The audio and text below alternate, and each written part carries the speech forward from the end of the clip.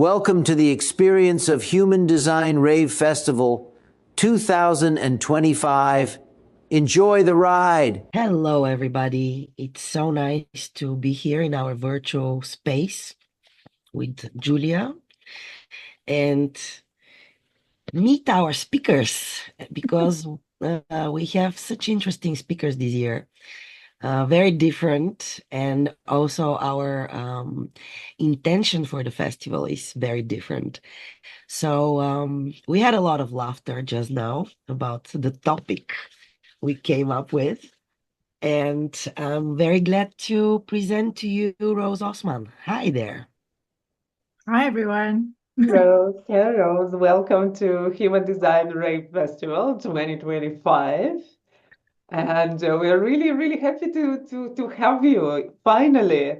And you're coming from very remote, yeah, for us Europeans and even, yeah, for Americans, part of the world. You're from Malaysia. And you are quite a pioneer of human design in Malaysia, isn't it? Would you like to share a little bit about yourself and about your work with human design system there? Yeah, it's true. I'm the pioneer in terms of certified professional. I came to know human design in 2013, but during that year, I wasn't in Malaysia. I was in Borneo.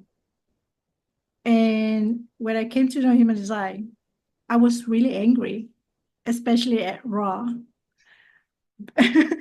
When I read his lecture, I'm like, who's this man? Like, really, really angry. But I think a few weeks later, or maybe a few months later, the knowledge kept coming back to me, and I don't understand what it means to be a splenic projector. I'm a 2/4 splenic projector, by the way. And then I took a reading, and the reading was given by Lynette.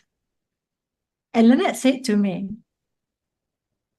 you are not emotional person. You're not designed to be angry. So I was deeply, deeply conditioned to be like a manifester. And why exactly you were also angry at Ra? I don't know. I'm just like, I have open solar plexus, and I have gate 36, gate 22 in the notes. And it's really pointing to that open throat. And I grew up, my late father, is a manifester, emotional manifester.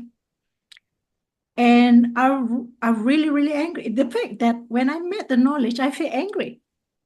It shows that the not self is really feel that the knowledge penetrate the awareness, and the not self doesn't like it. So Lynette impacted me. And for the next 3 years, I become very aware of these open emotions, but I still toying around strategy and authority. Like, I know I'm a projector, I know I'm waiting for strategy and authority, but I really don't get that. What is invitation? Until 2016, I got invited into LYD, and then that's when the professional journey carry on until today. And shortly after that, I got invited by a stranger, a friend, but he's a stranger to me. He called me one day because I know him from a friend. He called me one day. He said, Rose, you have a knowledge that is really, really good. No one in Malaysia is talking about it. You got to teach this. And I was like feeling the whole energy shooting up from the toe up to the head. I'm like, is this invitations? Wow. Then after that, there's no stopping. I continue from foundation, and then I took Living Your Design Guide. That's when I become the first in Malaysia. And then I got invited into BG5. And then after that, I got invited into professional analyst, and just continue doing it. So I've been doing it, I think, for 11 years now. studying and working as a human design analyst and guide. Actually, they say projectors don't need many invitations. They need one. Mhm. They just Was need that the one. one invitation? Yes. That guy who invited me, he's a 5-1 manifesting generator. He kind of like opened the door. Mm. And he's Oh, not wow. really into human design. He just know I talked about his design one time and he kind of like opened the door. And after that, more invitations coming, asking me to do public talk, to do classes, talk about people's chart. I'm like, yeah, this is really something that I'm really joyful to share. Mm. Mm. And how do the Malaysian people take human design? Are they open to it? Yes, I would say now it's growing. I think last I checked, there's 7 professional in Malaysia, 7 LYD guides, 2 analysts, I think. And I've noticed people getting more and more open to human design, especially Chinese community. And they're really fast.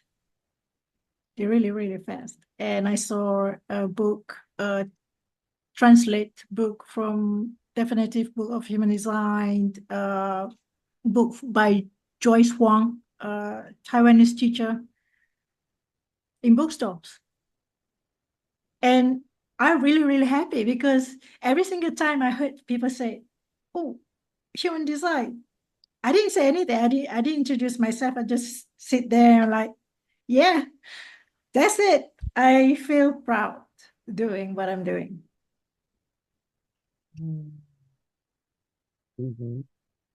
Wow, that's really, really beautiful. And it shows actually on the biggest scale, like this knowledge grows everywhere where people are open. Yeah, of course, there's still so many countries that you have zero analysts, like actually most of countries in Africa, for example, or in South America. But it's always kind of feels joyful to discover, yeah, how this knowledge penetrates more and more people, yeah, that are open where the awareness is growing. But let's go Yes. into what exactly you are coming with to the festival. What is your focus of interest, and what would you like to talk about?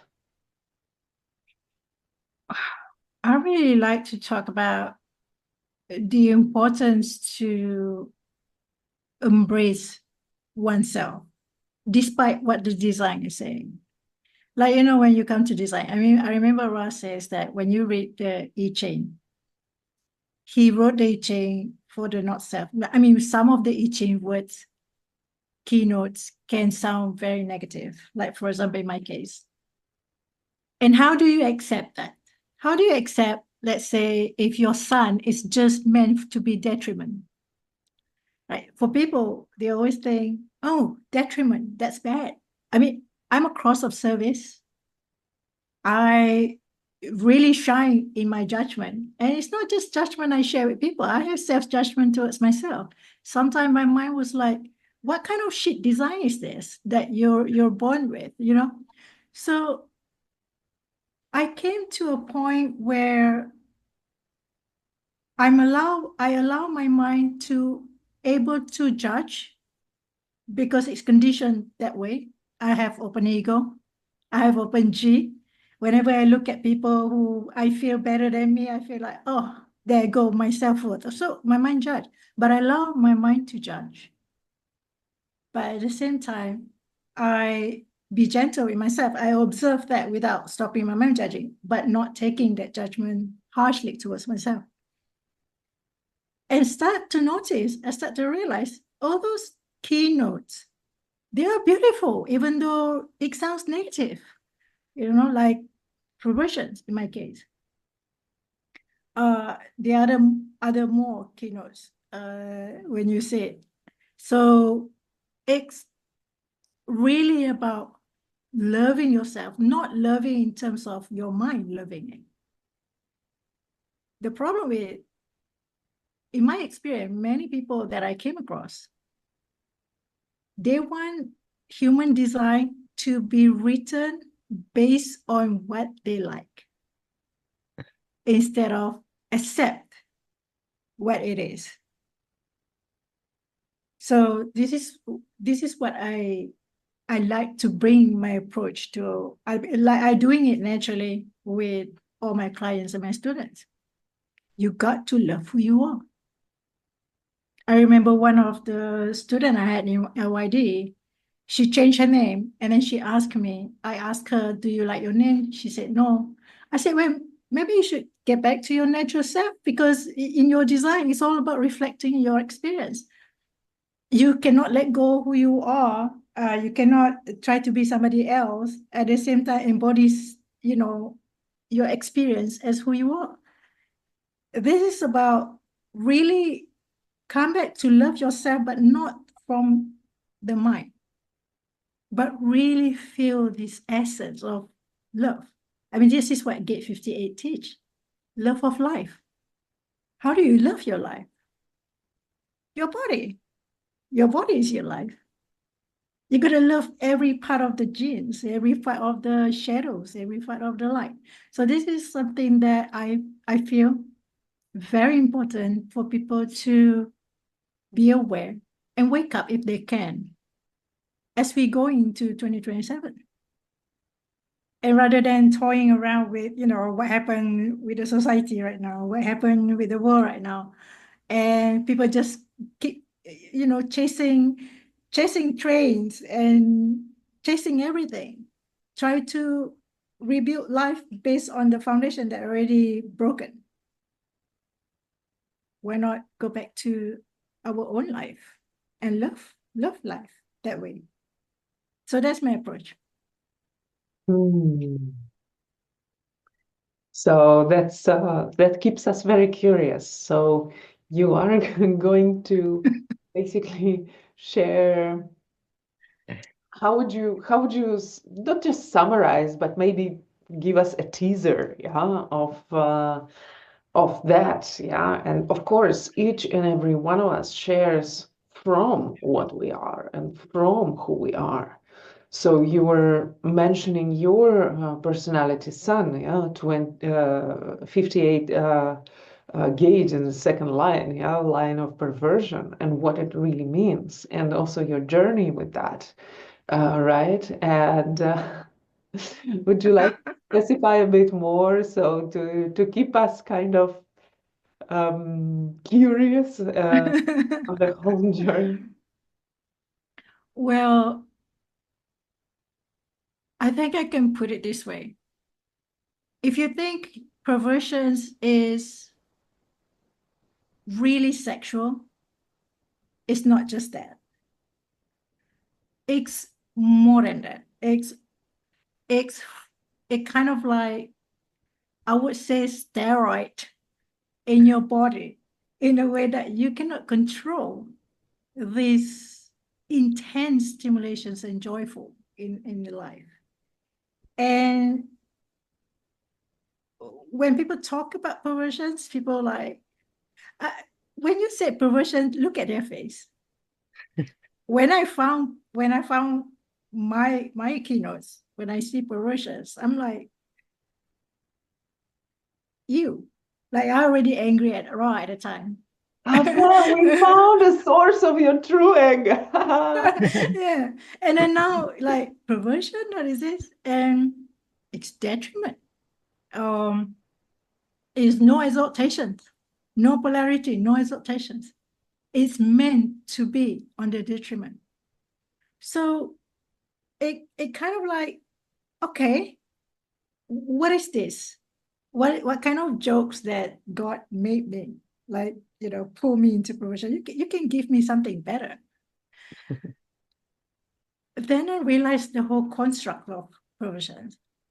At first, I thought it's sexual because part of my design is, I does related to a bit sexual, but then I think, not think, but then I experience further and further and further.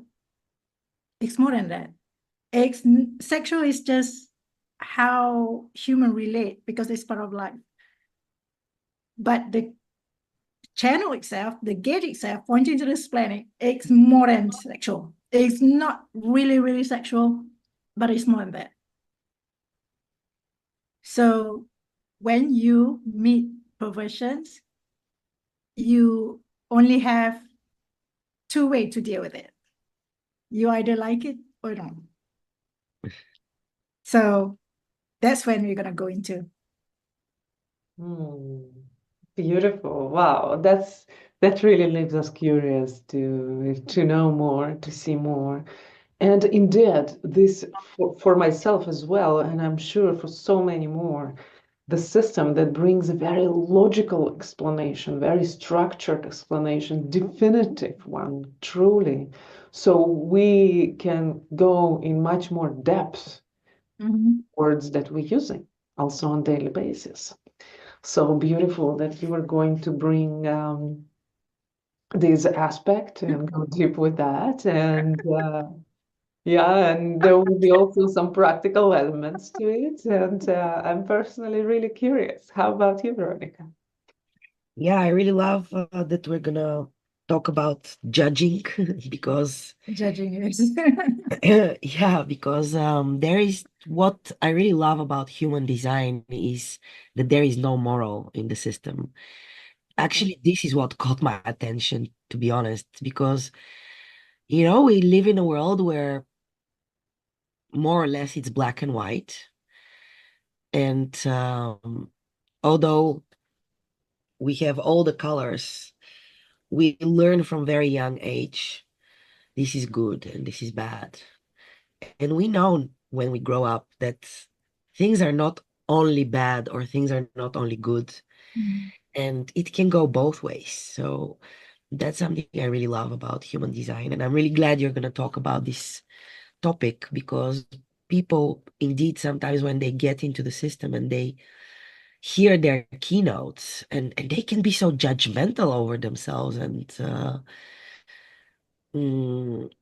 really punish themselves. And especially the channel you have, 1858, the channel of judgment. My mother has it and my daughter has it. And it can go so bad when you point it at yourself. So I really love that you're gonna explore this topic of accepting who you are, no matter how it sounds. Yeah, I'm looking forward to it. And I appreciate the invitations and the recognitions. I'm ready to bring my my shared judgment, my shared experience as well, with the community. I think it's perfectly aligned with where I am right now in my Uranus position as well. Yeah. So if you resonate with that, guys, and if you have any judgments towards yourself, or you take some of the aspects of your design as negative, this is the lecture to visit. I'm waiting. I'm happy. Come and join us. Yes, thank you. Thank you, Rose, for taking time and being here with us today. And thanks for everybody watching. And let's rise together. Let's do that in every Yeah. moment of here and now. So, ciao for now and see you at the festival. Bye. See you. Bye-bye. Welcome to the Experience of Human Design Rave Festival 2025. Enjoy the ride.